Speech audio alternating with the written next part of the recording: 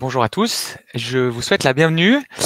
Il est 10h31. Je vous remercie de vous être connectés à l'heure. Ce que je vous propose, puisqu'on attend environ 150 personnes ce matin, c'est d'accorder 5 petites minutes de battement et de retard aux quelques retardataires, le temps que tout le monde s'installe, se connecte tranquillement, et on démarrera notre webinaire à 10h35. Voilà.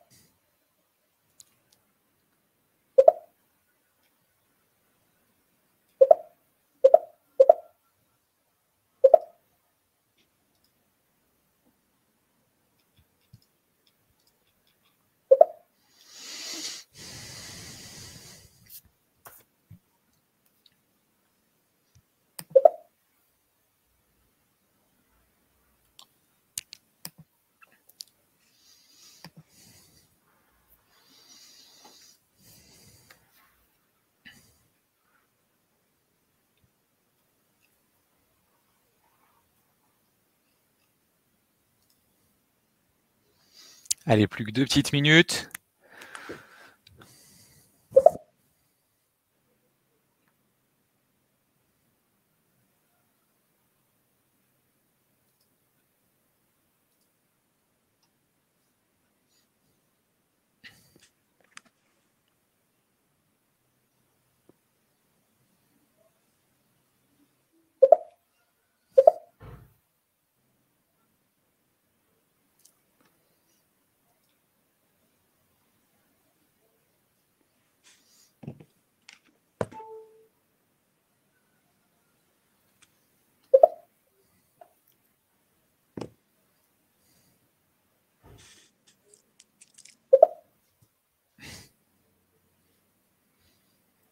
Bon, je constate qu'il y a déjà de nombreux clients Otari et partenaires Otari.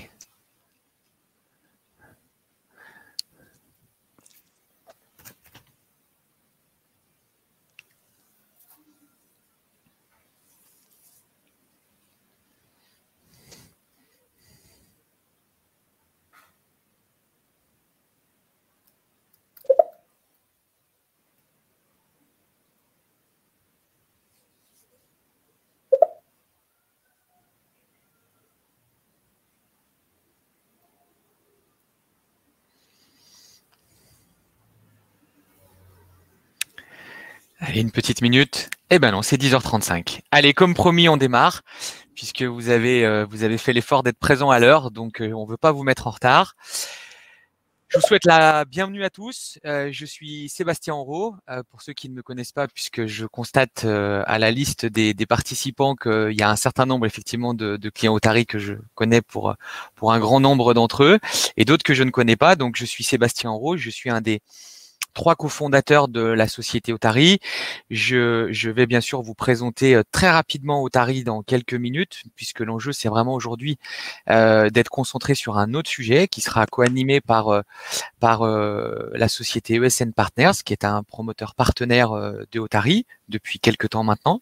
enfin depuis peu de temps, mais j'espère pour longtemps, qui est représenté aujourd'hui par Emmanuel Simon et Elodie Hugo. Et Elodie et Emmanuel seront accompagnés de 3 personnes du cabinet Rivière. Alors, je vous fais pas l'offense de vous présenter le cabinet Rivière parce que je pense qu'aujourd'hui, tout le monde connaît aussi ici, à mon avis, ou en tout cas un grand nombre d'entre vous, le cabinet Rivière qui fait référence en matière on va dire de cabinet d'avocats, juristes dans le monde de l'immobilier, mais ils se concentreront plus largement. Ils seront 3 aujourd'hui avec nous, Cédric Vermuse, Olivier Denis et Laetitia. Donc voilà, moi je m'effacerai dans quelques minutes pour vraiment leur laisser la parole librement. Juste donc avant cela, pour quelques petites consignes pratiques. Dans la plateforme que nous utilisons qui s'appelle Livestorm, vous pouvez interagir à l'intérieur. Ce que je vous propose, le webinaire va durer à peu près 1h30. L'objectif, c'est de finir aux alentours de midi. Vous avez une rubrique qui s'appelle questions à l'intérieur. Ce que je vous propose, au fur et à mesure où les questions viennent, vous pouvez les poser directement dans cette rubrique. Emmanuel, Olivier, je ne sais pas qui chez vous éventuellement pourra aussi scruter les questions. Ce qui peut être intéressant, c'est effectivement d'y répondre si elles interviennent dans le contexte de ce qui est dévoilé et enfin de ce qui est abordé et peut se faire sans prendre trop de temps ou casser la présentation. Sinon, bien sûr, on n'hésite pas à revenir dessus à la fin. Donc sans aucun problème. Le support de formation vous sera adressé tout de suite après la formation avec le replay de la formation. Allez, on va dire du webinar, excusez-moi. Tout de suite après le webinar avec le replay de la vidéo et y compris le support qui sera utilisé aujourd'hui.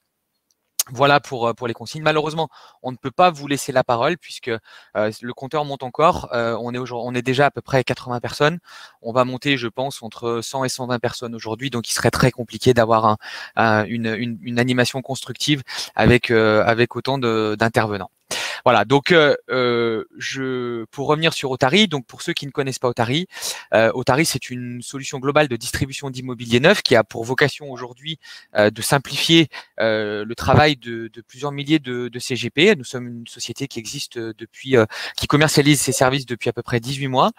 Nous avons aujourd'hui à peu près 650 clients en France, dont une grande partie qui sont des CGP, des conseillers en gestion de patrimoine, alors aussi des gens qui ont vocation, puisque nous avons une solution pour ça, à faire de la transaction classique en résidence principale ou secondaire, mais une partie très importante aujourd'hui de nos clients sont des conseillers en gestion de patrimoine, indépendants ou des cabinets, des structures de cabinets ou de réseaux, puisque nous avons aujourd'hui des solutions qui sont proposées pour votre profil. Notre solution repose sur quatre grands axes. Le premier, c'est vraiment une solution, un logiciel de vente et d'intelligence commerciale qui est dédié aux professionnels du neuf, puisque nous adressons uniquement les professionnels et pas les particuliers, qui intègre un portail immobilier, un CRM immobilier et des simulateurs financiers, simulateur Pinel, simulateur en location meublée, avec d'autres simulateurs Malraux, déficit foncier, monument historique qui vont arriver d'ici la fin de l'année. Nous avons aujourd'hui 78 partenaires promoteurs dans la plateforme, plus à peu près l'équivalence de promoteurs qui sont partenaires dans notre service de conciergerie immobilière, donc ce qui fait à peu près 150 partenaires promoteurs. Au moment où je vous parle, on doit avoir à peu près 23 500 lots disponibles dans la plateforme. C'est important puisque nous attachons énormément d'importance à la qualité des données et à la qualité de la mise à jour des flux, puisque les promoteurs qui travaillent avec nous dans la plateforme sont des promoteurs qui interagissent uniquement par flux, ce qui est le cas de ESN Partners, qui est partenaire de l'événement du jour, avec une fraîcheur de stock moyenne de toutes les 2 heures. On a des promoteurs qui sont en flux temps réel avec nous et des promoteurs qui vont mettre à jour une fois par demi-journée. Donc voilà, la moyenne étant autour de 2 heures. Nous avons, on parle de service puisque vous avez compris qu'on a une plateforme aujourd'hui qui est aujourd'hui une offre technologique puissante, qui est aujourd'hui la solution de référence en matière de distribution d'immobilier neuf. Et nous avons aussi associé, puisque on sait tous ici que le métier de l'immobilier, les métiers de l'immobilier, notamment de la distribution d'immobilier neuf, nécessitent aussi un accompagnement humain fort. Nous avons donc un back-office disponible 7 jours sur 7, 365 jours par an, de 6h à 21h pour accompagner à la fois vos questions, vos dossiers de réservation, éventuellement des poses d'options qui pourraient se faire ou pas se faire en fonction du contexte du promoteur ou du programme. Donc voilà, nous avons aussi un service de conciergerie immobilière pour vous accompagner sur la recherche de produits qui ne seraient pas présents sur Otari. Nous fournissons aussi, en tant que partenaire d'un certain nombre de fournisseurs de leads aujourd'hui, des leads, notamment en investissement. Et bien sûr, pour ceux qui ne seraient pas titulaires de leur carte professionnelle, nous avons aussi un système de délégation de notre propre carte professionnelle. Et nous sommes aussi, pour ceux qui le souhaiteraient, aussi partenaires de structures de portage salarial pour trouver le bon modèle. L'objectif étant vraiment de vous accompagner pour trouver la meilleure solution au regard de votre contexte d'activité. Enfin, ce qui aujourd'hui nous distingue aussi beaucoup des modèles traditionnels de la distribution d'immobilier, c'est que nous avons pour vocation dès le départ à recréer le maximum de valeur chez nos clients. C'est la raison pour laquelle aujourd'hui, le modèle économique d'Otari est très simple. Vous avez un système par abonnement en fonction de la licence que vous utilisez, qui va de 149 à 199 € et qui englobe la totalité des services et des outils que je viens d'évoquer. Donc voilà. Et à côté de ça, nous vous restituons 100% des honoraires promoteurs. Voilà, avec lesquels nous avons des mandats de distribution qui sont généralement plutôt assez bien positionnés.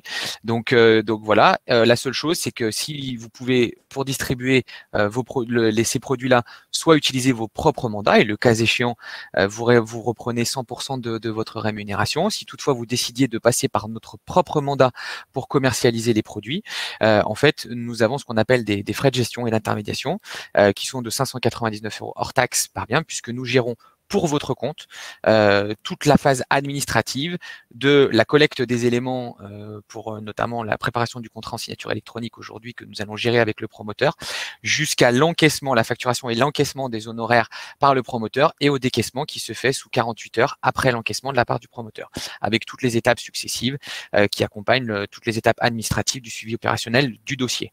Lors de notre première année, l'année dernière, nous avons fait à peu près 200 transactions immobilières et cette année, nous allons être entre 650 et 750 transactions immobilières dans le neuf avec nos clients. Voilà, donc en résumé, c'est une offre extrêmement souple puisqu'elle est aussi sans engagement.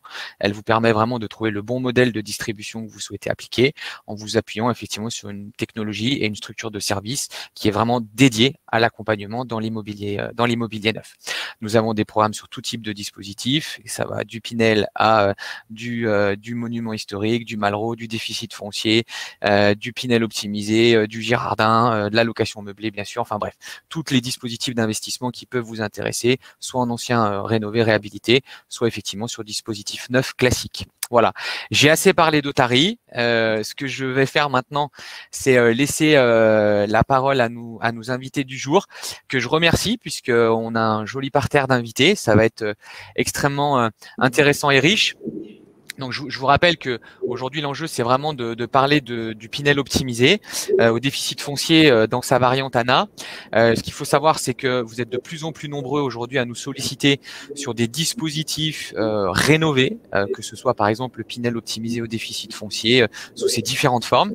Et lorsque Emmanuel, qui m'a suggéré de travailler sur ce webinaire ensemble, j'ai accepté tout de suite.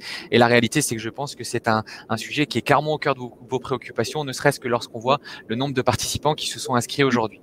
Voilà, Emmanuel, Elodie, Cédric, Olivier et Laetitia, je vous souhaite un très bon webinaire. Je laisse la parole à Cédric qui va démarrer. Bon webinaire à tous et puis je reste parmi vous, bien entendu. Parfait alors, merci Sébastien pour cette belle introduction sur Otari. Et donc effectivement, on en premier pour vous exposer, on va dire, les aspects techniques, fiscaux, justement, de ces opérations immobilières avec effet de levier fiscal. Aujourd'hui, on va en traiter finalement deux, à savoir le déficit foncier et le Pinel optimisé au déficit foncier. Et pour pas que ça reste uniquement quelque chose de très abstrait, mais au contraire que ça puisse être très concret, au-delà même de notre présentation, donc vous feront la présentation plus précise de deux opérations, justement éligibles.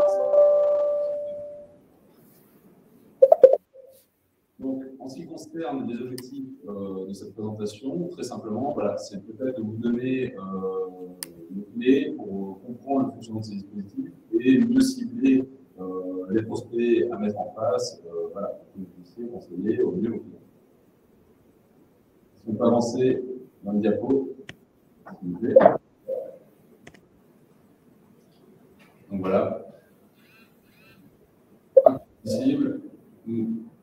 On entend mal. On entend vraiment mal ou... Oui, Cédric, on entend de loin. En fait, je pense que vous êtes un peu éloigné du micro et du coup, on vous entend effectivement, c'est pas très audible. Donc voilà. Je ne sais pas si le micro est sur votre PC ou s'il est sur une pieuvre ou sur l'écran qui projette, je ne sais pas. Mais effectivement, on vous entend un peu plus loin. Après, pour les auditeurs, si vous montez le son du PC, parce que c'est ce que j'ai fait, je suis à moitié de ma barre de son. Généralement, là, on vous entend plutôt bien, même si on vous entend plutôt loin. Ok, normalement on nous entend plutôt bien. Je ne sais pas si c'est un peu mieux, là je vais changer de sortie micro justement. Bon, en tout cas, je vais essayer de parler plus fort et plus distinctement. Donc, on va traiter aujourd'hui deux impacts fiscaux différents. On peut le dire, le déficit foncier d'une part, le Pinel d'autre part.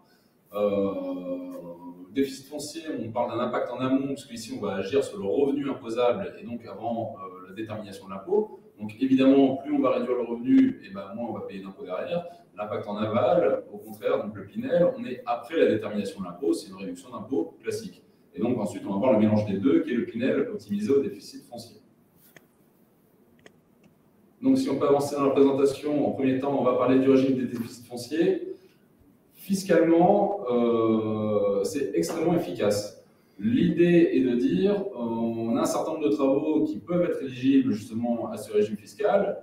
Le montant des travaux va pouvoir venir en diminution des revenus fonciers que l'investisseur perçoit par ailleurs. Si on fait un montant de travaux supérieur au montant des revenus fonciers, alors on va avoir un déficit foncier. Ce déficit foncier, l'investisseur pourra l'imputer sur ses autres revenus, c'est ce qu'on appelle le revenu global, à hauteur maximum de 10 700 €. Et en cas de reliquat, donc si j'ai un montant de travaux qui est supérieur au montant de revenus fonciers plus 10 700 €, alors ce reliquat, ce vrai déficit foncier, entre guillemets, sera reportable sur les revenus fonciers uniquement des 10 années suivantes. Donc, vraisemblablement, généralement, il n'y a pas de perte. Après, évidemment, il faut à peu près calibrer le montant de l'opération par rapport au profil du client. Mais voilà, c'est une mécanique en soi assez simple. Évidemment, c'est limité aux travaux éligibles. Tous les travaux ne sont pas éligibles au déficit foncier, sinon ce serait trop simple, évidemment. En tout cas, aussi, ce qu'il faut retenir, c'est qu'on a un impact fiscal qui est immédiat parce que l'impact se fait au titre de l'année du décaissement. Et aujourd'hui, ça ne vous aura pas échappé, on est dans le cadre du prélèvement à la source. Ce qui veut dire que pour un investissement réalisé là avant le 31 décembre et le montant de travaux payés avant le 31 décembre, on pourra défiscaliser au titre de l'année 2021. Mais si, par exemple, vous avez un investisseur qui se positionne et qui a acquis des travaux en janvier 2022, tout de suite, il pourra contacter l'administration fiscale pour demander un ajustement de son taux de prélèvement à la source. Donc, on peut avoir réellement, dans le cadre de ce régime fiscal, un impact fiscal non seulement au titre de l'année de décaissement, mais même relativement immédiat, ou du moins, voilà, de l'ordre de quelques semaines ou mois, je crois que c'est 3 mois maximum, entre le moment où on fait une demande de modulation du taux et la mise en place effective par l'administration fiscale. Les déficits fonciers, c'est du coup c'est l'impact fiscal que je viens de vous présenter. En ce qui concerne les conditions de mise en location, elles sont assez simples.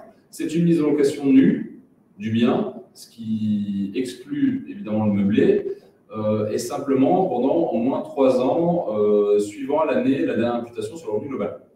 Pour ne pas rentrer, on va dire, inutilement dans le détail, en tout cas, ce qu'il faut retenir, c'est simplement une mise en location nue du bien pendant 3 ans. C'est peut-être le plus simple, il n'y a pas de question à se poser comme ça. Comme je vous l'ai dit, tous les travaux ne sont pas éligibles, malheureusement. Ne sont éligibles au régime des déficits fonciers que les travaux d'entretien, de réparation et d'amélioration. Sachant que pour l'amélioration, on a une distinction selon qu'on est sur des locaux d'habitation professionnels, on va dire que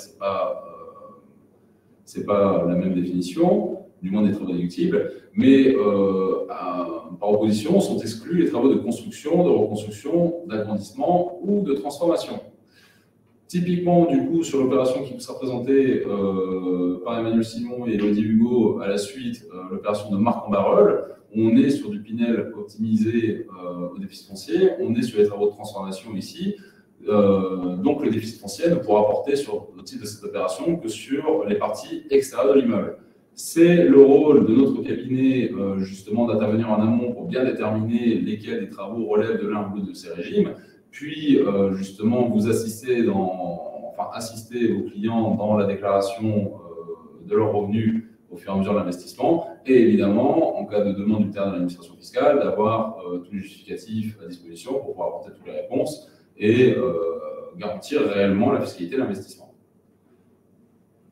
Voilà peut-être un peu pêle-mêle, mais les principaux points à connaître sur le régime des déficits fonciers. Dernière précision, l'impact fiscal, ça peut aller jusqu'à 62,2% parce qu'en neutralisant le revenu foncier, on neutralise et l'impôt sur le revenu, donc qui va jusqu'à 45%, plus 17,2% de prélèvements sociaux, donc 45 plus 17,2, on a 62,2%, et éventuellement sur les profils un peu costauds, on peut avoir la contribution exceptionnelle sur les hauts revenus, donc de 3 ou 4%. Donc, sur certains profils, on a un effet de levier fiscal de 66,2% du montant des travaux, ce qui est quand même extrêmement conséquent. Si vous le voulez bien, à la suite, on vous propose deux exemples chiffrés. Je vous rassure, on ne va pas balayer toutes les colonnes et toutes les cases ensemble, puisque ce serait un peu long. En tout cas, on a pris donc un exemple sur l'opération de grâce qui vous sera présenté aussi. Un contribuable qui a 20 000 € de revenus fonciers, il se positionne sur le lot numéro 7, il va acheter son bien 150 925 € et dessus, il va réaliser des travaux. Dans cette enveloppe travaux, on est d'ores et déjà intervenu pour déterminer lesquels de ces travaux sont déductibles de ceux qui ne le seront pas. Donc, on a arrêté un montant de travaux déductibles de 144 975 € et un montant de travaux non déductibles de 8 704 €. Il acquitte ces 144 975 € de travaux déductibles sur 3 ans. Donc 2021, 2022, 2023. C'est ce qu'on a appelé la ligne échelonnement du coût des travaux, c'est la deuxième ligne, qui va acquitter 3 fois 48 325 €. Si vous voulez, on déroule la première année, voilà, parce que les chiffres, c'est quand même ce qui parle le mieux. Donc il a 20 000 € de revenus fonciers, il acquitte 48 325 € de travaux. Il va avoir un montant catégoriel imposable de moins 28 325 €. C'est tout simplement les 20 000 moins 48 325. Sur ces 28 325 € de déficit, il va pouvoir imputer 10 700 € sur son revenu global. Tout cela va lui permettre d'économiser 13 815 € d'impôt sur le revenu. On est parti sur un taux marginal d'imposition à 45%. Ces 13 815 € correspondent à 45% de 20 000 € de revenus fonciers qui auraient été imposés s'il n'avait pas fait l'opération, plus ces 10 700 € de revenus global qui ont été neutralisés. Ça, c'est l'impact impôt sur le revenu. En termes de prélèvements sociaux, il va économiser 3 440 €. Ici, c'est tout simplement 17,2% des 20 000 € de revenus fonciers qui auraient été fiscalisés sans l'opération. Donc, ça lui fait un impact fiscal total au titre de l'année 2021 de 17 255 €. En payant 48 325 € au titre de la même année immédiatement, il économise d'ores et déjà 17 255 €. Il a payé plus de travaux qu'il n'avait de revenus fonciers, plus 10 700 €, donc il va se dégager un déficit foncier reportable, en l'occurrence de 17 625 €. C'est pour ça qu'en 2022, il aura un déficit foncier en report. On refait le même schéma, donc les 20 000 € moins 48 325, on a plus 10 700 € sur le revenu global, et ainsi de suite. Ce qui fait qu'en fin de compte, sur 3 ans, il va augmenter son déficit foncier reportable, et ensuite, 2024-2025, il va éponger ce déficit foncier reportable. Je vais directement à la conclusion, parce que c'est ce qu'il faut retenir. Donc, sur une enveloppe travaux d'un peu moins de 145 000 €, il va avoir un impact fiscal total de quasiment 85 000 €. Ça veut dire que 55% du montant des travaux, globalement, sont financés par l'économie fiscale. C'est pour ça que le déficit foncier, c'est peut-être ce qui est le plus puissant. Maintenant, la seule barrière, entre guillemets, à l'entrée, c'est d'être sur justement des investisseurs qui ont d'ores et déjà des revenus fonciers. Maintenant, des investisseurs qui ont déjà fait des opérations de défisc, généralement ils sont sur la location nue, ils ont des revenus fonciers, ou même des investisseurs qui ont acheté l'immobilier neuf, sans avantage fiscal, ils ont aussi des revenus fonciers. Donc globalement, tous ceux de vos clients qui ont d'ores et déjà réalisé des opérations immobilières ont un intérêt à faire une opération en déficit foncier ou en Pinel optimisé au déficit foncier, parce qu'on a cette petite partie de déficit foncier, parce qu'ils y trouveront un intérêt fiscal. Ça, c'était un premier exemple chiffré pour Grasse, l'opération Grasse. On a fait un second exemple chiffré, c'est exactement la même mécanique, simplement les chiffres évidemment sont différents parce qu'on n'est pas sur le même lot. Si vous voulez, je ne vais pas prendre le temps, entre guillemets, de voir ça avec vous, parce que c'est un peu long, c'est un peu indigeste. Maintenant, ce que je vous invite à faire, évidemment, le support vous sera fourni, et donc c'est de prendre le temps de le dérouler tout simplement, et naturellement, si vous avez des questions, ne pas hésiter à nous les soumettre. Mais du coup, juste sur ce lot numéro 5, on a un montant de travaux déductibles un peu plus important, et un contribuable qui a le double de revenus fonciers. Bon, on est sur le même ordre de grandeur, ce qui fait que sur 265 831 € de travaux déductibles, on va avoir un impact fiscal de quasiment 160 000 €. Donc ici, on a 57% du montant des travaux. Voilà, c'est quand même très, très substantiel. A priori, c'est tout pour ma partie sur le déficit foncier. Maintenant, on va vous parler du PNL transformé. Et c'est Laetitia qui prend la parole désormais. Oui, alors on va maintenant analyser le deuxième impact fiscal que vous avez annoncé en début de présentation, à savoir la réduction d'impôt Pinel. Ici, on va se concentrer sur la réduction d'impôt Pinel transformée. Pourquoi? Parce que l'opération qui vous sera présentée est éligible au Pinel transformé. Pourquoi? Parce qu'il s'agit ici de travaux de transformation d'un local antérieurement affecté à un autre usage que l'habitation en habitation. En l'occurrence, le bien qui vous sera présenté est actuellement à usage de bureau et deviendra de l'habitation. Deuxième condition qui est relative à la réduction d'impôt Pinel beaucoup plus largement que seulement le Pinel transformé, c'est que les travaux doivent être impérativement achevés au plus tard le 31 décembre de la deuxième année qui suit l'acquisition du bien. La troisième grosse condition qui est afférente à cette réduction d'impôt est relative aux performances énergétiques qui sont attendues dans le cadre de ces opérations, à savoir que l'immeuble, une fois les travaux achevés, devra bénéficier, on le voit écrit ici, soit du label HVE Rénovation 2009, soit BBC Rénovation 2009, soit respecter au moins 2 des 4 catégories de performance énergétique globale, à savoir les 4 qui sont listées sur la slide. On va, si vous le voulez bien, passer à la slide suivante. L'impact fiscal de la réduction d'impôt Pinel est un peu connu de tous. Il s'agit d'une assiette qui est composée du coût d'acquisition, travaux compris, donc ici uniquement les travaux de transformation pour l'opération qui vous sera présentée, majoré des frais d'acquisition. Le tout ne doit pas dépasser 300 000 € pour 2 logements par an et par contribuable et 5 500 € du mètre carré.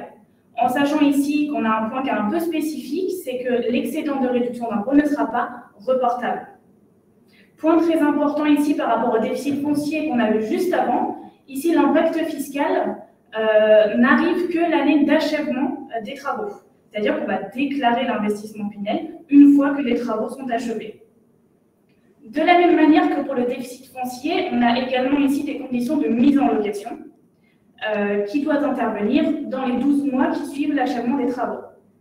Donc, les conditions de mise en location varient selon l'engagement de location qui est choisi par le contribuable, à savoir 6, 9 ou 12 ans en location nue à titre de résidence principale du locataire. Dans le cadre de la réduction d'impôt Pinel largement, les contribuables sont soumis, dans le cadre de la mise en location, à des plafonds de loyer et de ressources du locataire. Concernant plus précisément les travaux de transformation, donc pour notre opération, il s'agit des travaux de reconstruction, d'agrandissement, de réparation et d'amélioration qui ont pour objet de rendre habitables des locaux qui ne l'étaient pas auparavant. Donc dans ce cas-là, de bureau à habitation, tout simplement. Ici, dans notre opération, celle qui vous sera présentée, on va mettre en travaux de transformation uniquement les parties intérieures de l'immeuble, puisqu'on l'a vu, pour l'optimisation du déficit foncier, il s'agira des travaux des parties communes extérieures. Donc le tout est divisé, contrôlé et validé par nos soins. Sur la slide suivante, on s'est directement adapté au dossier qui sera présenté marque en barrel, afin de faire une estimation du montant des loyers par rapport aux obligations de mise en location dans le cadre de la réduction d'impôt Pinel. Donc, en fonction de la surface, bien évidemment, on applique un coefficient multiplicateur avec une pondération et ça donne les loyers que vous voyez sur les colonnes de droite. Un petit point d'attention spécialement sur les loyers que vous voyez en rouge. Il s'agit des loyers plafonnés dans le cadre du conventionnement ANA, puisque dans cette opération, on a 13 appartements qui doivent être conventionnés ANA, à savoir qu'ils doivent être du logement social, avec un plafond de loyer qui est distinct de celui du Pinel, un petit peu plus bas, on le voit. Donc ça, c'est les plafonds de loyer pour le bâtiment 1. Dans la slide suivante, on a les plafonds de loyer pour le bâtiment 2.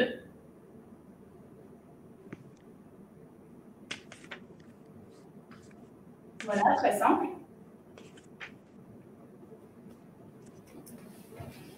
Ensuite, vous le savez peut-être, mais la réduction Pinel telle qu'on la connaît aujourd'hui va connaître une modification puisque son taux va changer. Donc aujourd'hui, pour une acquisition qui a lieu cette année ou l'année prochaine, les taux sont les mêmes, à savoir 12, 18 ou 21% selon qu'on se positionne sur une location de 6, 9 ou 12 ans. Mais si l'acquisition intervient en 2023, les taux baissent et en 2024, ils baissent encore. Donc l'intérêt aujourd'hui, c'est d'investir avant la fin de cette année ou avant la fin de l'année prochaine. Maintenant qu'on a vu le régime de droit commun des déficits fonciers et la réduction d'impôt Pinel transformée, avec Olivier Denis, on va voir le cumul des deux, à savoir la réduction d'impôt Pinel optimisée au déficit foncier. Merci Laetitia. Donc effectivement, dans l'ancien, on peut cumuler à la fois le bénéfice de l'avantage fiscal du déficit foncier et celui du Pinel, de la réduction d'impôt Pinel. Ce qui est très important et ce qui permet effectivement de booster l'investissement de vos clients. Sur le slide suivant, on va le voir. Donc on a un impact fiscal qui est beaucoup plus fort, puisque je vais avoir à la fois la réduction d'impôt Pinel sur l'amortissement classique du foncier et des travaux, et j'aurai également un avantage fiscal très fort sur le déficit foncier, ce qui me permet également d'avoir un avantage fiscal plus en amont, puisque je vais pouvoir traiter mon déficit foncier qui, lui, répond à une logique de comptabilité de caisse. C'est l'année où je vais décaisser mes travaux d'entretien et réparation au titre de cette opération de Marc-en-Borel notamment, et que je pourrais bénéficier de mon avantage fiscal déficit foncier, de me créer éventuellement un déficit foncier reportable, et ce n'est qu'à l'achèvement des travaux que je bénéficie effectivement de mon avantage fiscal de réduction d'impôt Pinel. Donc j'ai un avantage fiscal qui est plus fort parce que j'ai à la fois des dépenses qui sont traitées au titre des déficits fonciers, et on a vu que l'imposition des revenus fonciers était forte, était lourde. Il y a les prélèvements sociaux, 17,2%, il y a la taux marginal d'imposition, 30, 41, 45% en fonction de la tranche du contribuable. Ça, on peut le traiter avec le déficit foncier. Et ensuite, j'ai à l'achèvement des travaux ma réduction d'impôt qui part sur mon taux classique pouvant aller jusqu'à 21% avant la fin de l'année prochaine. Alors, on va prendre un exemple sur l'impact fiscal. Donc, c'est le slide suivant, c'est sur le lot numéro 1. Donc, on a un contribuable qui a 20 000 € de revenus fonciers. Dans cette opération de Marc-en-Borel, vous avez deux colonnes qui sont liées aux travaux, deux chiffres qui vous sont indiqués. Une partie éligible au déficit foncier, au cas d'espèce, on parle de 27 000 €, c'est 35, et une seconde partie, un marché éligible à la réduction d'impôt Pinel, qui lui se monte à 69 000 €. Donc j'ai une base d'amortissement pour ma réduction d'impôt de Pinel, mes travaux, réduction d'impôt Pinel, 69 314 €, mon foncier de 185 000 €, de l'ordre de 185 000 €, et mes frais d'acquisition, droit de mutation, de l'ordre de 14 000 €. Ça, ce sont mes travaux qui vont entrer dans la base de l'amortissement Pinel, et sur lesquels j'aurai mon avantage fiscal l'année d'achèvement de mon opération. En face de cet amortissement, j'ai effectivement le marché éligible au déficit foncier, 27 000 €, qui lui va me donner qui va être traité immédiatement, c'est-à-dire si mon contribuable achète en 2021, qui défiscalise, qui décaisse ses sommes à la SL avant la fin de l'année, avant le 31 décembre, il pourra prendre en compte effectivement cette somme qui a été versée de 27 000 €. Il a d'ores et déjà, dans notre exemple, des revenus fonciers positifs de 20 000 €. Donc immédiatement, il va avoir quoi? Je reprends les propos de Cédric. Hein. Donc il va écraser ses revenus fonciers positifs, c'est 20 000 €. Il va pouvoir imputer 7 135 € sur son revenu global. Résultat, il a un impact sur son IR de 12 000 €, de plus de 12 000 €, un impact sur ses prélèvements à la source de l'ordre de 3 000 €. Donc on est aujourd'hui sur un impact de plus proche de 15 500 €, dès la première année, contrairement à une opération de Pinel dans le neuf, je n'aurai pas d'avantage fiscal avant l'achèvement des travaux. Là, je permets à mon client d'avoir cet impact fiscal immédiatement. Et au final, donc vous avez fait la simulation avec tous les chiffres, tous les calculs, on s'aperçoit que l'impact fiscal total, il est de 24% du prix de revient du bien. Sur une opération Pinel, je n'aurais été plafonné qu'à 21%. Au cas d'espèce, mon impact fiscal est donc plus fort, il est de 24%, il a été plus rapide parce que l'année d'acquisition, mon contribuable peut d'ores et déjà bénéficier de cet avantage fiscal et de cette réduction de. Un second exemple, toujours pareil, là j'ai des revenus fonciers éligibles d'un montant de 33 653 €. J'ai mon assiette qui est déterminée pour l'amortissement Pinel, donc je reprends mes travaux éligibles au Pinel, l'acquisition de mon foncier, mes frais d'acquisition.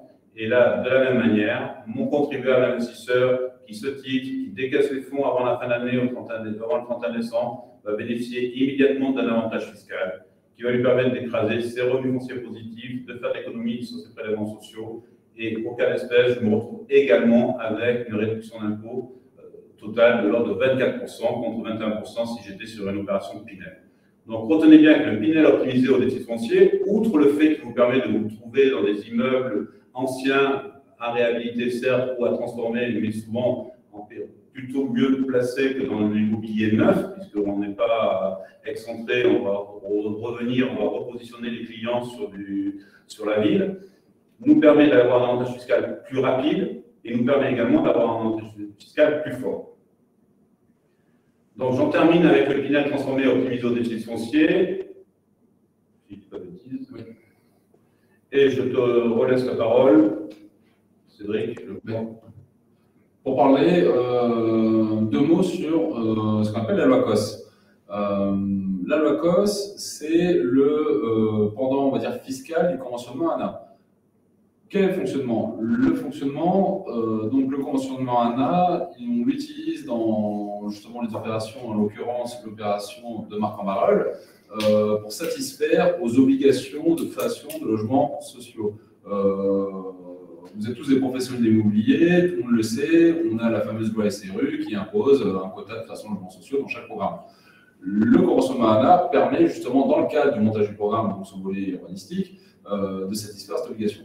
C'est pour ça que dans le cadre de l'opération Marc en Barœul, on a un certain nombre de lots qui, obligatoirement, devront être conventionnés. On est ici sur un conventionnement de 6 ans, parce qu'on n'a pas de subvention sur les travaux. Dans tous les cas, on ne peut pas avoir de subvention parce qu'on est sur une opération de transformation. L'ANA ne subventionne pas ces opérations. Mais en tout cas, c'est pour ça qu'on est sur un conventionnement 6 ans. Si on avait des subventions, on serait minimum sur 9 ans.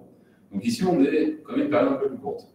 Le conventionnement ANA implique, comme on l'a vu, des plafonds de loyer et de ressources un peu inférieurs au Pinel, mais bon, globalement comparables, sachant que, en fait, en conventionnement ANA, on a 3 niveaux. On a le conventionnement intermédiaire, mais qui n'est pas retenu justement pour satisfaire au quota SRU, puis on a le conventionnement social, et enfin le conventionnement très social. Ici, on sera sur un conventionnement social, justement pour être sur des bases de plafond de loyer de ressources comparé au Pinel, là où le conventionnement très social, pour le coup, est quand même sensiblement plus bas.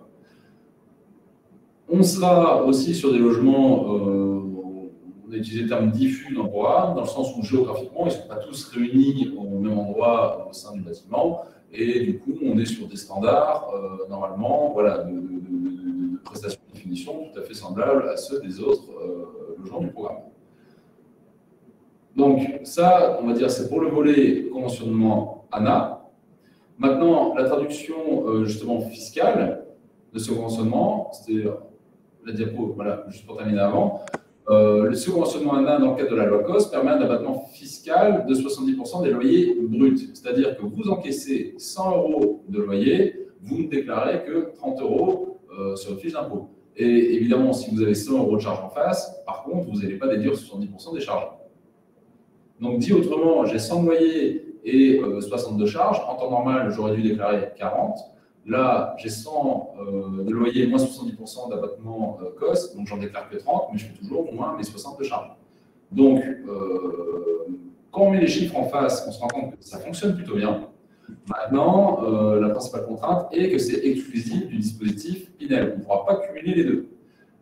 les investisseurs sur le placement de Marc Amberol devront faire le choix soit de bénéficier du Pinel pour optimiser le déficit foncier, soit de renoncer au Pinel pour se placer sur le bénéfice de la LOCOS, mais ils pourront quand même déduire les travaux éligibles dans le cadre des déficits fonciers. Il n'y a pas de secret, il faut mettre les chiffres et voir en fonction peut-être des objectifs de l'investisseur.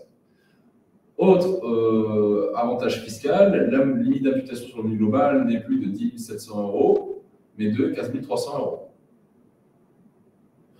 Enfin, si on se place sur le bénéfice de la LOCOS, on ne pourra pas louer le bien, contrairement au Pinel, à un membre du foyer fiscal, ascendant ou descendant du contribuable. Cédric, juste une petite chose. Je pense que, pour être bien clair, les LOANA disposent de l'avantage Pinel, sauf quand on utilise l'abattement fiscal de 70% des loyers bruts. On est d'accord? Vous pouvez répéter? Les LOANA Oui. bénéficient de l'avantage fiscal Pinel, sauf quand on utilise l'abattement fiscal de 70%. Oui, c'est ça. C'est ce que je dis. C'est soit l'un, soit l'autre. C'est soit le Pinel, soit l'ANA, enfin soit la LOCOS, mais évidemment, c'est l'un des deux, au moins l'un des deux. Okay. Au choix de l'investisseur. Donc voilà pour la LOCOS. Et le slide suivant. Simplement, pour vous préciser, enfin vous rappeler, du coup, dans le détail des bâtiments 1 et 2 précédemment affichés dans le cadre du Pinel, on a estimé justement le montant des loyers dans le cadre de la loi COS, enfin dans le cadre plus précisément du conventionnement ANA. Simplement un rappel. Et donc, on a un peu précédé le propos, mais je me répète à nouveau pour que ce soit bien clair. Le conventionnement ANA sur les lots concernés est obligatoire. Maintenant, l'investisseur devra choisir soit la loi COS, soit la réduction Pinel, et il ne pourra pas cumuler les deux. Voilà pour ma part. Maintenant, je laisse à nouveau la main à Laetitia pour vous présenter plus précisément le déroulement du projet, d'un projet en ASL. Le projet qui vous est présenté, à savoir celui de Marc Amberol, est monté via une ASL. C'est une association syndicale libre. En fait, chaque investisseur, chaque personne qui achète un appartement dans cet immeuble-là va se réunir avec les autres dans cette association-là. Cette association-là, nous allons la constituer, réaliser les assemblées générales, en faire le secrétariat juridique tout au long de sa durée de vie. Donc, comment ça se passe? Dans un premier temps, le futur acquéreur va signer un compromis. Une fois que ce compromis est signé, il va adhérer à l'ASL par voie électronique. C'est quelque chose de très très rapide, de très très simple à exécuter. Le futur acquéreur va signer ensuite son acte de vente. Une fois qu'il a signé son acte de vente, il reçoit un appel de fonds de la part du gestionnaire des comptes. Une fois cet appel de fonds reçu, il peut solder sa quote-part ou en régler une partie, selon sa propre situation personnelle. En début d'année, mettons janvier 2022, l'investisseur a réglé une partie de sa quote-part en décembre. Il reçoit donc un courrier de notre part l'informant que nous avons bien réceptionné la somme de temps au titre de telle année. Au mois de mai, donc la période des déclarations fiscales, l'investisseur va recevoir de notre part un courrier d'aide à la déclaration qui finalement constitue une notice afin qu'il puisse déclarer cet investissement-là précisément, correctement, avec une attestation de versement de fonds qui est jointe. Il peut, s'il n'a pas soldé sa quote-part, réaliser un second versement, si nécessaire. Et bien évidemment, ça enclenchera la procédure d'envoi des courriers d'aide à la déclaration par nos soins l'année suivante, de la même manière que l'année d'avant. La réception des travaux a lieu de manière tout à fait classique. Chaque investisseur va noter les réserves qu'il constate sur son bien. Pendant l'année qui suit la réception, l'entreprise qui a réalisé les travaux va réparer les désordres de manière tout à fait classique. Et une fois que l'immeuble est réceptionné, les réserves sont levées, l'année de parfait achèvement est également achevée, on va pouvoir dissoudre l'ASL, achever définitivement l'opération. Et à ce moment-là, chaque investisseur aura pour interlocuteur privilégié le syndic de copropriété, comme dans un investissement immobilier tout à fait classique. En sachant que tout au long de la durée de vie de l'ASL et tout au long du délai de prescription fiscale, on est là pour réceptionner, pour assister les investisseurs dès qu'ils ont une question de la part de l'administration fiscale. Donc il faut nous envoyer chaque interrogation, chaque question, chaque courrier de la part de l'administration fiscale pour qu'on puisse accompagner et aider les investisseurs dans ce faire. Donc je vais reprendre la parole pour finir nos propos et rappeler quelle est la mission du cabinet et en quoi elle consiste. La mission du cabinet est d'apporter une garantie fiscale à vos clients contribuables. Donc, ça fait plus de 25 ans que nous œuvrons dans le montage d'opérations de restauration immobilière avec succès. Aujourd'hui, c'est plus de 1000 immeubles qui ont été restaurés et sur lesquels on a accompagné de nombreux contribuables. C'est parce qu'on a mis en place un système, un mode opératoire, une mission de maîtrise de juridique. On accompagne l'opérateur dans le montage de son opération. On va accompagner demain l'investisseur, le contribuable, votre client dans le suivi de l'opération. On fera l'archivage. On l'accompagnera également dans les relations avec l'administration fiscale, qu'il s'agisse de remplir ses formulaires d'achèvement des travaux, ses déclarations d'impôt sur le revenu. On l'aidera, on l'assistera pour remplir ses déclarations d'impôt sur le revenu. Et bien entendu, on l'assistera dans tout le débat, dans tous les sujets, toutes les discussions qu'il pourra avoir demain avec l'administration fiscale.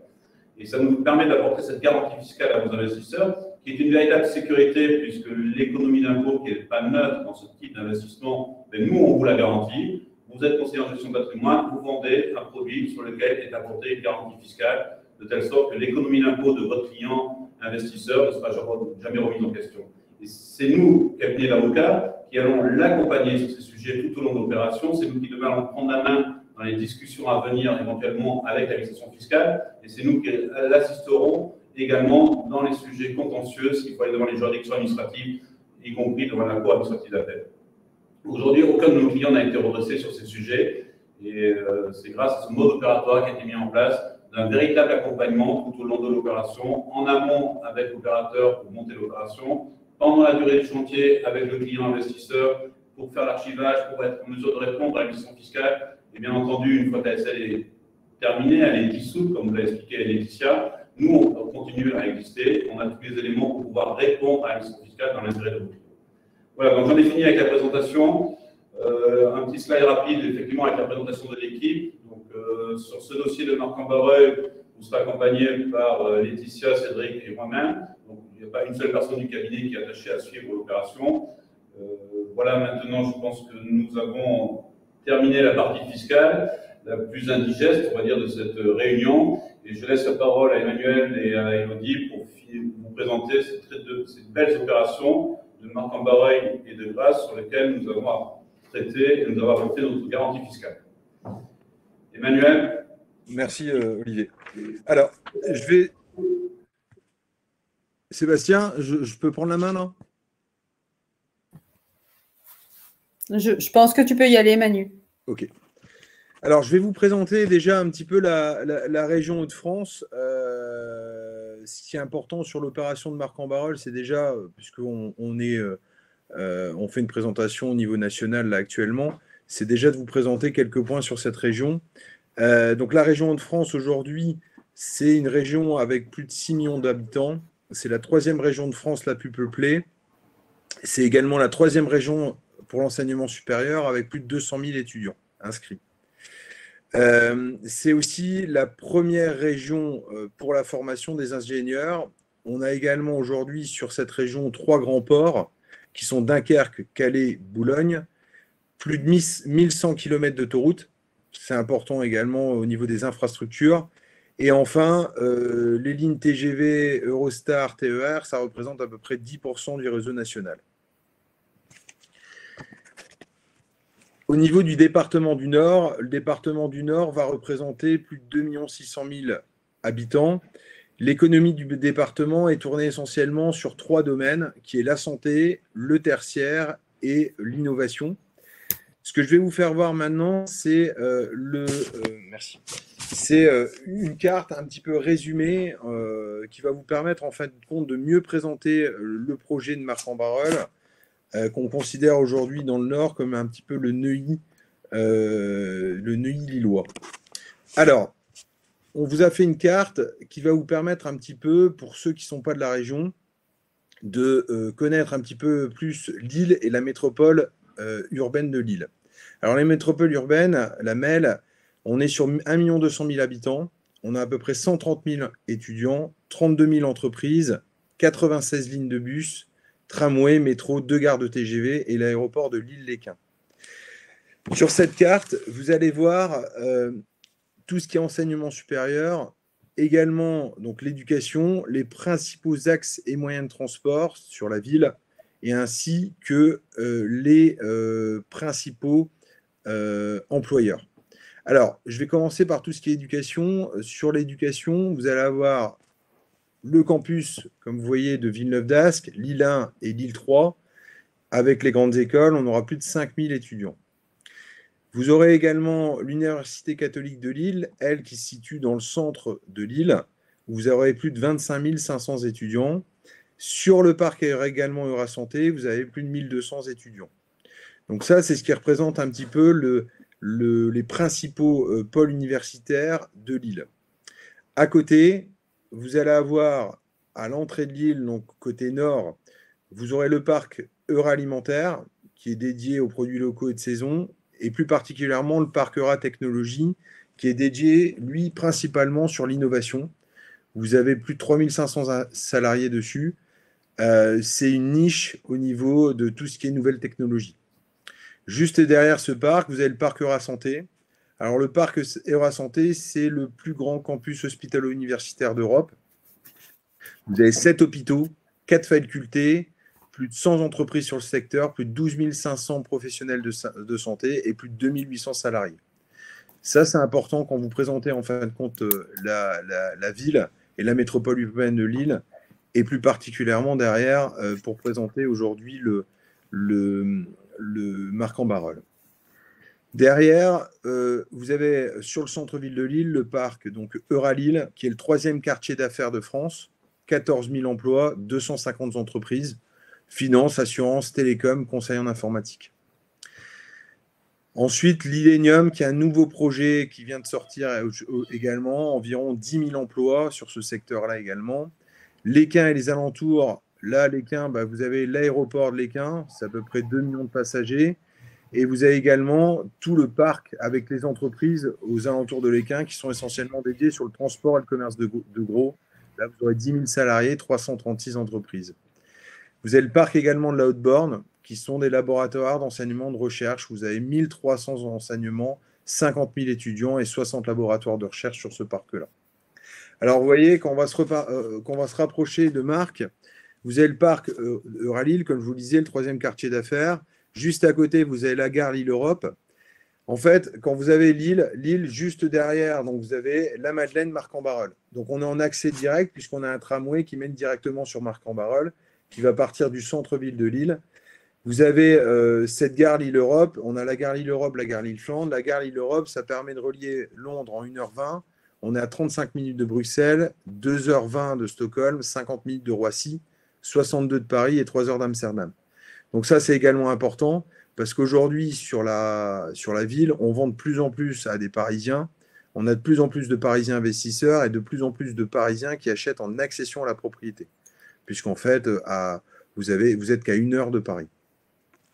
Et juste derrière Marc-en-Barœul, vous avez Tourcoing et Roubaix-Tourcoing. Bon, Roubaix, on connaît la ville parfois, mais Tourcoing, c'est la pleine image, 90 entreprises, 1380 salariés. Et sur Roubaix-Tourcoing, c'est la zone de l'Union, c'est tout ce qui est textile et usage, site d'excellence. Donc, vous avez la CETI dessus, c'est le centre de textile innovant. Ce qu'il faut savoir aussi, c'est qu'à Marc-en-Barœul, à proximité, vous avez la ville de Croix. Et la ville de Croix, c'est la ville aujourd'hui où vous payez c'est la 2e ville en France où vous payez le plus d'ISF. Bon, maintenant qui est terminé, mais qui est quand même une ville très riche du secteur. Alors, je vais vous laisser Élodie présenter plus particulièrement le programme de Marc-en-Barœul. Mais juste avant, je vous fais voir une petite carte qu'on vous laissera aussi à disposition, C'est la carte de tous les transports de la métropole urbaine de Lille. Alors, Élodie, je vais te laisser intervenir donc maintenant sur le programme de Jules et Fernand sur Marc-en-Barœul et le programme de Grasse. Donc, Jules et Fernand, qui est un programme Pinel optimisé au déficit foncier avec une variante ANA. La variante ANA permet d'acheter moins cher le foncier, mais toujours en étant sur le dispositif Pinel. Et derrière, on vous fera voir un programme sur Grasse, qui est un programme de déficit foncier. Merci Emmanuel. Bonjour à tous et merci, merci à tous aussi pour la présentation qui vient d'être faite. Je prends le relais derrière Emmanuel pour vous faire une présentation la plus ciblée sur le programme de Marc, donc Jules et Fernand. Emmanuel vous le disait, situé dans un emplacement qui aujourd'hui est considéré sur toute la zone de la métropole lilloise, effectivement, comme le Neuilly lillois, le petit Neuilly lillois, donc un emplacement qui trouve tout son attrait, avec notamment le quartier dans lequel est situé Jules et Fernand, qui en fait est le quartier qui s'appelle Le Croisé, qui est dans Marc, un quartier qui est particulièrement attractif et qui porte vraiment cette image du petit Neuilly lillois, pour son côté standing, environnement verdoyant, confort de vie, proximité de tout ce qui est confortable, petit commerce de proximité, école, infrastructure, services, etc., etc. Emmanuel fait défiler au fur et à mesure les slides, ça vous permet d'avoir quelques petits points qui viennent compléter la présentation d'Emmanuel. Vous le voyez, le quartier de Jules et Fernand permet de rejoindre en tramway à quelques minutes, 11 minutes de Lille sur le parcours de tramway, quelques minutes également sur l'infrastructure des bus, un grand nombre de lignes de bus qui desservent directement ce quartier de Marc vers Lille et toutes les communes environnantes. Nous sommes à quelques minutes également forcément des deux gares, Lille-Flandre et Lille-Europe, qui permettent de desservir à la fois toutes les zones Hauts-de-France et toutes les plus grandes métropoles à la périphérie de notre pays, y compris Paris, 60 minutes de Paris. Une des particularités du quartier dans lequel est situé Jules et Fernand, c'est que vraiment à 3-4 minutes en voiture, on rejoint le périphérique de Lille, qui permet directement une desserte directe vers tous les grands axes autoroutiers qu'Emmanuel vous a présenté tout à l'heure. On en revient à une manière de vie aujourd'hui qui est de plus en plus intra-urbaine, tournée vers la circulation voie douce, c'est-à-dire qu'on est quand même de plus en plus dans des démarches où on essaie d'utiliser moins la voiture pour des questions de facilité de vie aussi en dehors de l'écologie.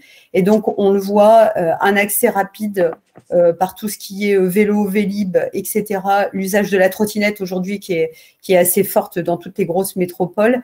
Et par ce biais donc de circulation voie douce, on peut rejoindre l'île-centre directement en une vingtaine de minutes. Voilà un peu pour la présentation. Emmanuel, si tu as la possibilité de passer au slide suivant ou directement la présentation, voilà, c'est très bien. Ça me permet de venir vous présenter un programme réhabilité à neuf. Aujourd'hui, enfin hier, on va dire même plus tôt, des locaux à usage de bureau qui sont donc intégralement transformés, réhabilités à 100%, c'est-à-dire que le promoteur va réaliser ce qu'on appelle un curage total qui est en cours de démarrage. On ne va garder finalement que l'enveloppe du bâtiment existant et faire une transformation complète intérieure, extérieure pour arriver à un programme de standing qui se présentera sous deux bâtiments, deux petits collectifs, l'un de 23 appartements, l'autre d'une vingtaine d'appartements, toujours configuré dans un très bel équilibre puisque l'ensemble des programmes proposés par ce promoteur sont toujours sur le même équilibre, c'est-à-dire qu'on va chercher T1, T2, T3, T4 avec à terme une belle configuration, une partie destinée à l'investissement locatif, bien évidemment, sur toutes les configurations qu'on vous a précédemment, et une partie, en règle générale, souvent T3, T4 et une partie des T2, un parti à de l'accession résident propriétaire occupant, résidence principale, voire nous sommes de plus en plus sollicités par certains d'entre vous sur de la résidence secondaire ou du pied-à-terre. Donc, ça veut dire à terme, pour cette très belle résidence de standing, un vrai équilibre dans la vie de la copropriété à venir. J'en reviens à ce foncier. Donc, je vous le disais, 2 petits bâtiments entièrement privatisés avec un parking privatisé également, des places de parking imparties à chaque lot, un grand nombre d'appartements auxquels on va venir additionner dans les travaux des parties extérieures, des terrasses, des balcons, des jardins privatifs, un vrai équilibre aussi dans le choix de l'architecte entre le minéral et la pierre. Donc, on va vraiment avoir un rendu élégant avec des qualités de prestation de standing. J'en viens d'ailleurs à ces qualités de prestation. On va toujours être sur une finition, je vous le disais, de standing, en tous les cas pour les lots dits classiques, Pinel optimisé au déficit foncier. C'est-à-dire qu'on va aller trouver des prestations avec du beau parquet chêne contre-collé dans toutes les pièces à vivre. L'intégralité du programme est livrée avec des cuisines équipées standing contemporaines, des salles de bain où on va aller retrouver de la belle faïence toute hauteur, des meubles élégants, des faïences avec un effet marbre, voilà, des douches et qualités de douche type italienne. On va aller chercher des prestations de finition avec des matériaux comme du Legrand, du Groé, etc., etc. Le promoteur et l'architecte sont allés aussi travailler la question du devenir avec des qualités de prestation sur le chauffage importantes, tournées aussi vers le futur, avec une diffusion à chaleur douce, tourner aussi vers les économies d'énergie, bien évidemment.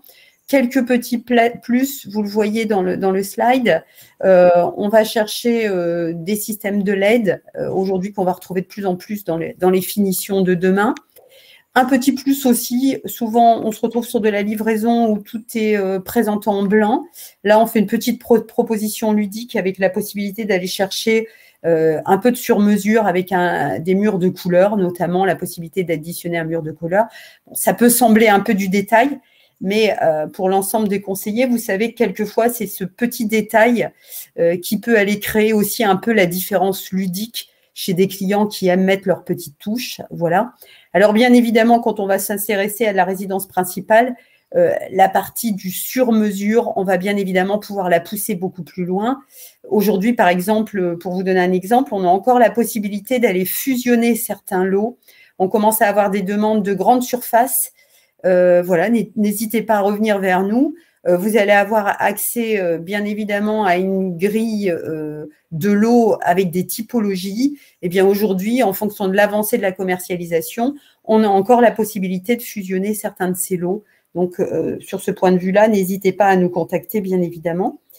Peut-être de préciser également, ce qui est important également pour vous, alors nos confrères de chez Rivière l'ont déjà un peu abordé, bien évidemment un montage présenté sous une forme d'ASL, mais néanmoins avec toutes les garanties classiques de la réhabilitation à neuf ou du neuf, c'est-à-dire que l'intégralité de notre programme va bénéficier de toutes les garanties décennales, biennales, de bonne exécution, dommages ouvrages, etc., etc., qui sont classiques, bien évidemment, aujourd'hui à la construction du neuf. Se dire peut-être que le promoteur a été particulièrement vigilant justement à développer de façon pointue toutes ces garanties pour vraiment être en capacité derrière, à travers ces garanties, d'accompagner au mieux l'ensemble de vos clients sur toute la partie également de SAV par la suite. Voilà. C'est important aussi de préciser, Hello, vous avez un site. Ce site, pareil, il est sur Otari. C'est un site qui va reprendre toute la maquette en fait, du projet. Donc, n'hésitez pas à le communiquer à vos clients parce qu'à partir du moment où vous avez dénoncé en fait, le client sur Otari, nous, on sait que le client vous appartient. Donc, même s'il il nous demandait des informations sur ce site, sur les maquettes, ce client vous appartient, on n'y toucherait absolument pas et on préviendrait tout de suite Otari. L'avantage, c'est que vous avez toute la maquette du programme, tout le plan de masse, vous pouvez cliquer sur tous les appartements. Vous avez une visite finalement en 3D, comme le précisait Emmanuel, avec un outil qui est très ludique, qui peut être très confortable effectivement pour aller faire des choix ou travailler avec vos clients directement. Et le site se télécharge rapidement. Il a été prévu pour être un outil à votre disposition. Alors, Emmanuel a raison de le souligner. Nous avons une manière de travailler qui est un peu atypique avec Emmanuel et avec l'intégralité de notre back-office. Notre souci va toujours être complètement tourné à répondre à l'ensemble de vos besoins de commercialisation et aussi à l'ensemble des questions de vos clients. Donc, dans notre manière de travailler, on reste totalement à votre disposition. Emmanuel le disait, si d'aventure l'un de vos clients dénonçait, réussissait à nous trouver et à contacter notre back-office, on aurait à propos de répondre à l'ensemble de leurs questions parce que c'est déterminant pour vous, mais bien évidemment derrière de les renvoyer directement vers vous afin que vous puissiez avancer avec eux. Voilà, Emmanuel, effectivement, tu as raison, c'était important de pouvoir le souligner. Voilà, je pense. Alors, l'idée, c'est peut-être de ne pas se noyer trop dans les détails d'hyper-présentation de ce programme. N'hésitez pas vraiment, je vous encourage à aller faire cette visite intégrée en 3D parce que ça vous permet en même temps, comme elle a été réintégrée dans l'ensemble du quartier, de pouvoir vous resituer. Pour exemple, juste en face de ce programme aujourd'hui, il y a une salle de sport avec un jardin qui était en fait un parc classique situé juste derrière. La ville de Marc est en train de le restructurer complètement. Il y est prévu d'ici 1 an ou 2, progressivement, la mise en place d'un parc paysager, d'un jardin des senteurs. On est vraiment situé au cœur d'un quartier très standing, avec du collectif construit autour de Jules et Fernand, qui sont des collectifs standing avec de la résidence, un peu de locatif et de la résidence principale, et tout autour de la résidence principale, des villas et de l'habitat urbain de standing, avec essentiellement un quartier qui aujourd'hui a trouvé toute sa construction. Donc ça aussi, c'est intéressant. Vous n'êtes pas dans un quartier situé en plein développement dans un espace d'une ville où on serait encore en train de déployer. Quand vous allez regarder le foncier de Jules et Fernand, vous voyez vraiment qu'on est dans un quartier standing d'une ville standing aboutie et où demain, dans la construction, vos acquéreurs n'auront pas la surprise de voir sortir une tour de 10 étages à côté. Le foncier aujourd'hui est complètement abouti et voilà, ça aussi pour vous, c'est quand même un point important pour vos clients. Le programme de grâce, Elodie, où on lancera la vidéo et ensuite je pense que ce qu'on fera avec Olivier et nous, on répondra peut-être aux questions si on a. Ce sera plus simple, c'est ce qu'on avait convenu pour vous permettre à tous de poser vos questions et qu'on puisse y répondre. Alors oui, effectivement, l'enjeu d'aujourd'hui, c'était de vous proposer ce débrief sur Pinel optimisé au déficit foncier variant ANA et également de prendre un temps sur la partie déficit foncier. On vous propose pour notre part la présentation d'un magnifique programme également, situé dans un lieu, vous le voyez, complètement différent. Là, finalement, on fait un petit bond en avion, puisque finalement, aller à Grasse aujourd'hui, où qu'on soit aujourd'hui dans la métropole, on y va finalement en 2 pas et en 1h30, quel que soit l'endroit d'où l'on parte. Et on va se situer sur les hauteurs de Grasse. Emmanuel va lancer d'ici quelques secondes une petite vidéo que nous avons réalisée avec le promoteur qui vous présente l'ensemble du contexte en 2 minutes et demie Et ça va être fait de façon beaucoup plus ludique et précise que ce que je pourrais faire. Puis je reviens quand c'est terminé pour vous donner un détail un petit peu plus précis.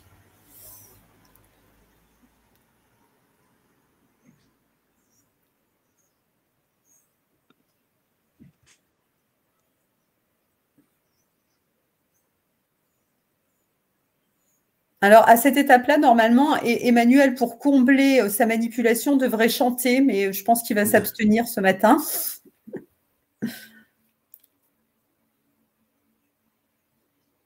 Voilà, merci Emmanuel.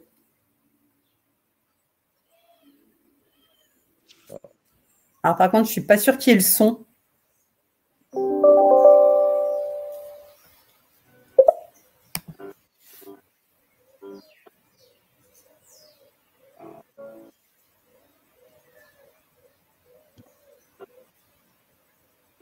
Est-ce que tout le monde entend avec le son?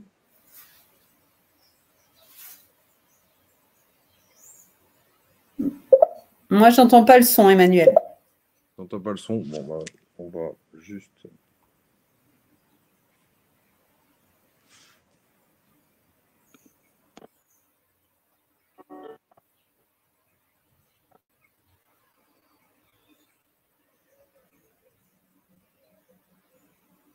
Bon, désolé, la vidéo doit charger. Alors, le problème, c'est que si comme on est directement connecté sur le site,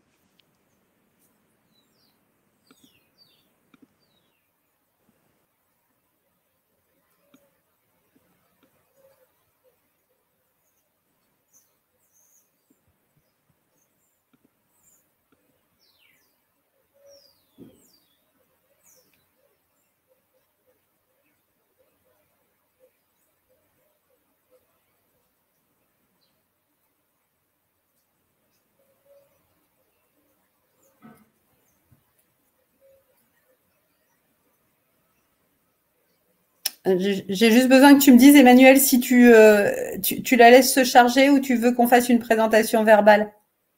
écoute, elle est en train de se charger, mais elle se charge très, très, très, très doucement. Et je ne pouvais pas la charger sur le... Alors, c'est pas grave. Olivier, vous m'entendez? Oui. Alors, peut-être comme on a un petit couac technique, là, on a besoin d'attendre que la vidéo d'Elios se charge un tout petit peu. On peut peut-être commencer à répondre à quelques questions précédentes. Allez-y. Alors, vous avez vu les questions ou pas? Alors, moi, je n'ai pas accès du tout aux questions. D'accord. Alors, dans les questions que vous avez, donc une question de Laurent, une première question de Laurent qui dit: un loyer intermédiaire en loi COS avec intermédiation locative permet-il de faire rentrer un logement neuf dans le quota SRU? Normalement, non. Comme précisé plus tôt, les loyers intermédiaires ne sont pas décomptés dans le cadre du quota SRU. D'accord. Et ensuite, Laurent avait posé aussi une question à laquelle Olivier ou quelqu'un de votre équipe a répondu. Est-il possible de faire de l'intermédiation locative avec une association agréée? Et vous avez répondu oui, cette hypothèse peut même permettre un abattement de 85% sur les loyers. Oui, c'est la seule hypothèse qui permet effectivement d'atteindre l'abattement de 85% sur les loyers. Maintenant, effectivement, il faut que cette intermédiation locative soit par le biais d'associations qui sont en fait compte, tout simplement en partenariat avec l'ANA, et donc ça dépend de chaque délégation locale de l'ANA. Le plus simple, c'est de les contacter pour justement connaître les associations avec lesquelles elle travaille. Donc voilà, c'est les seules questions que nous avons pour l'instant. Alors effectivement, le temps que la vidéo se charge, si vous avez d'autres questions, n'hésitez pas, hein, c'est le bon moment puisqu'il est effectivement déjà 11h44. Le temps passe vite. Effectivement, on a vu une question passer dans le chat et pas l'onglet questions, c'est pour ça qu'on n'y a pas répondu sur le moment. Sur l'abattement? On nous demande s'il y a un abattement sur le prix de vente des lots ANA compte tenu de l'engagement de louer moins cher pendant 6 ans. Il n'y a pas d'abattement, on va dire, légal ou fiscal applicable. Maintenant, dans le cadre précisément du programme de Marc en Barreul, effectivement, si je ne dis pas de bêtises, les lots à conventionner avec l'ANA ont fait l'objet justement d'un abattement de la part du promoteur pour tenir compte justement de cet engagement de location ANA. C'est tout à fait ça, effectivement. Pour compléter votre prise de parole, les lots en conventionnement ANA qui sont présentés sur Jules et Fernand sont commercialisés globalement, on va dire, environ 15 à 20%, avec un écart de 15% à peu près par rapport au lot classique, sur le prix de vente. Très bien. Vous avez un problème, Elodie, pour alors, c'est Emmanuel qui a la main, en fait, sur la vidéo. Là, on a effectivement un souci. Alors, c'est pas grave, Emmanuel. Je vais prendre, si tu peux juste glisser le visuel que tu viens de mettre, c'est parfait. Je vais reprendre la main, Sébastien, pour faire une présentation rapide de Helios direct verbal.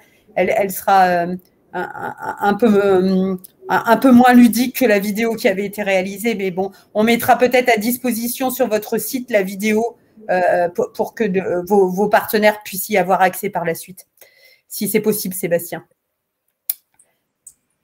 Oui. Alors, donc j'en reviens à la présentation de Helios. Alors, donc, Helios, situé sur le littoral, de fait, je vais vite parce que sinon on va être coincé par le temps. Donc, Helios, un magnifique bâtiment situé sur les hauteurs de Grasse. On est vraiment à flanc de colline, vous le voyez dans l'image intégrée de ce programme. C'est un ancien sanatorium qui historiquement est très connu dans la ville de Grasse.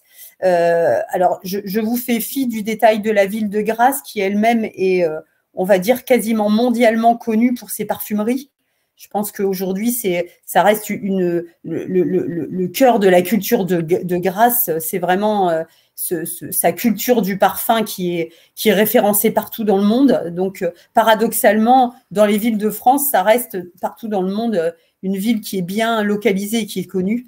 Et donc, ce magnifique bâtiment, aujourd'hui en cours de curage également, est situé vraiment sur les hauteurs de Grasse, à flanc de coteau. Il va faire l'objet d'une réhabilitation intégrale, standing haut de gamme, avec, vous le voyez, une grosse transformation avec un gros confort, piscine, prémices de conciergerie, etc., etc.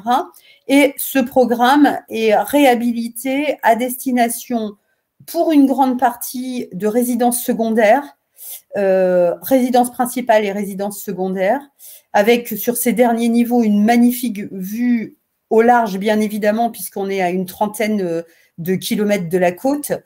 Mais néanmoins, quand on se place sur le rooftop du dernier étage, on a vraiment une magnifique vue sur mer, sur les 2 derniers étages, et une très très belle vue sur les premiers étages et également sur l'ensemble de l'ouverture à la fois de la ville de Grasse et bien évidemment tourner complètement vers la mer. Emmanuel est en train de vous faire défiler un certain nombre d'images en 3D. Sur ce site, on a développé le même site pour Jules et Fernand, c'est-à-dire avec la possibilité pour vous d'aller faire une visite en 3D et d'aller découvrir lot par lot la configuration de chacun de ces lots.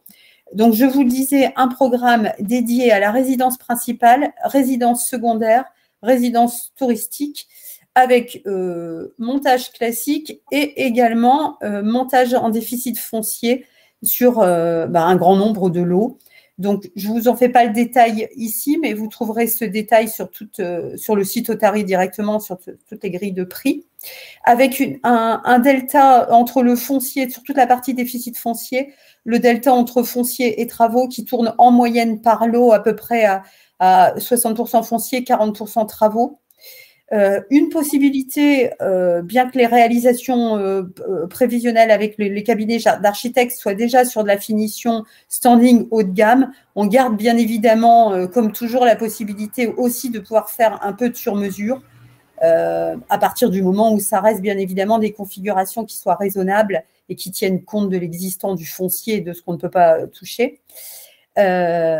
Voilà, une configuration qui s'échelonne entre du T1, T2, T3.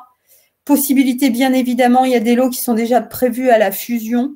Donc, on va être quasiment sur un équilibre T1, T2, T3, T4, T5 et peut-être plus si affinité, j'ai envie de dire. Ça va vraiment dépendre de la fusion et des demandes qu'on va avoir sur mesure.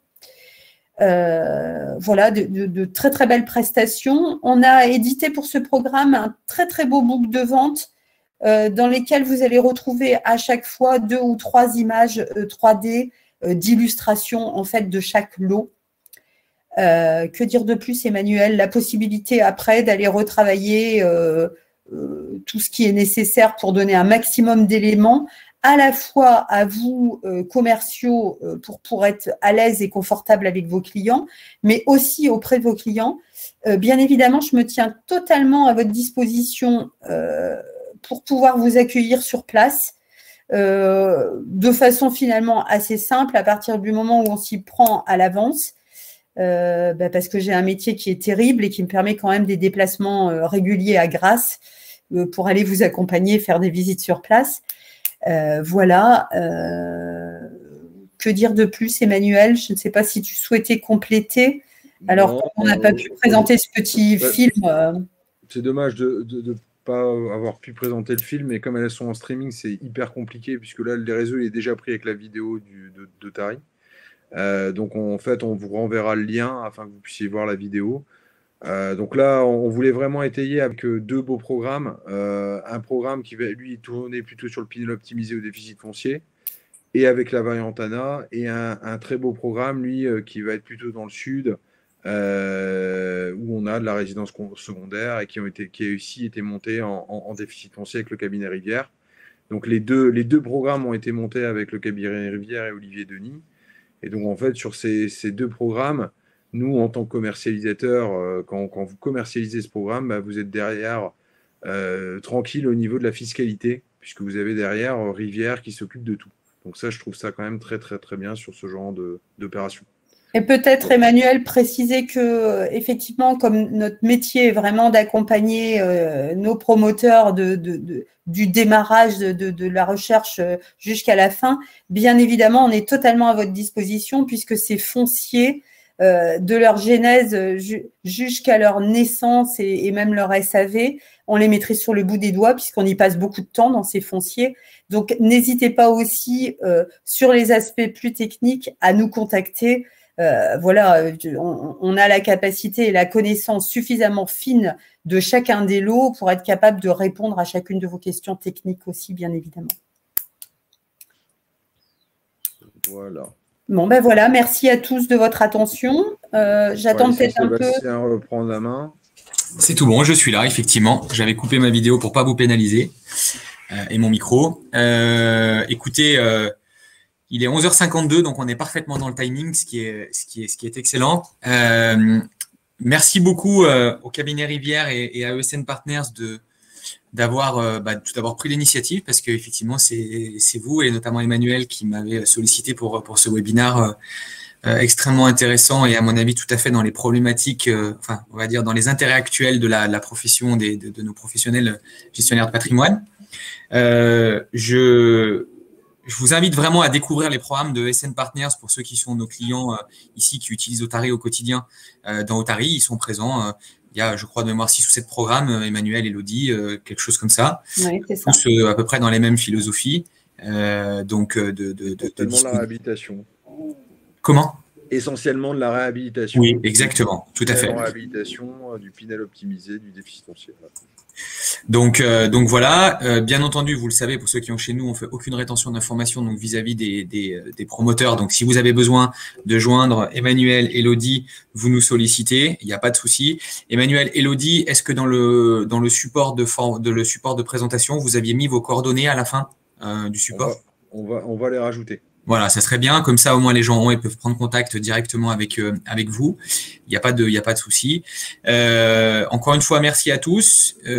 Pour ceux qui nous suivent régulièrement, comme vous le savez, tous les mois, on a 2 types de webinaires. On a un webinaire dans la même veine que celui qui vient d'être réalisé, sur un webinaire plutôt technique, mais ça peut être sur différents sujets, sur la découverte d'un dispositif, ça peut être sur des bonnes pratiques en matière de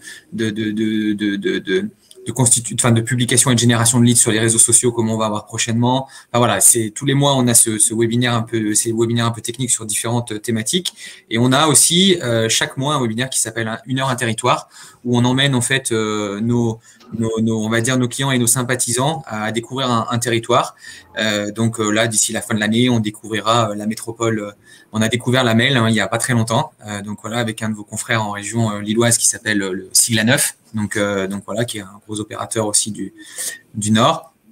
On va découvrir la région toulousaine, on va aller aussi découvrir un peu le territoire corse, on va découvrir aussi les Pays de Loire, la région de Nantes, la région de Rennes, donc voilà, la Bretagne.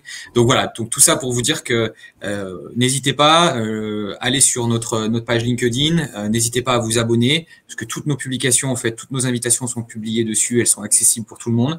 Donc voilà. Je vous remercie, je vous souhaite à tous une excellente fin de journée. On vous enverra dans la foulée le support ainsi que le replay de la vidéo. Donc si vous pouvez, Manuel et Elodie, envoyer tout ça à Stéphane, qui fasse suivre aux auditeurs, ça serait super. Voilà. Avec plaisir. Je vous souhaite à tous, je vous dis à très bientôt et au plaisir de vous retrouver. Merci beaucoup. Merci Sébastien, à bientôt. À bientôt. Merci, au revoir. À bientôt, au revoir.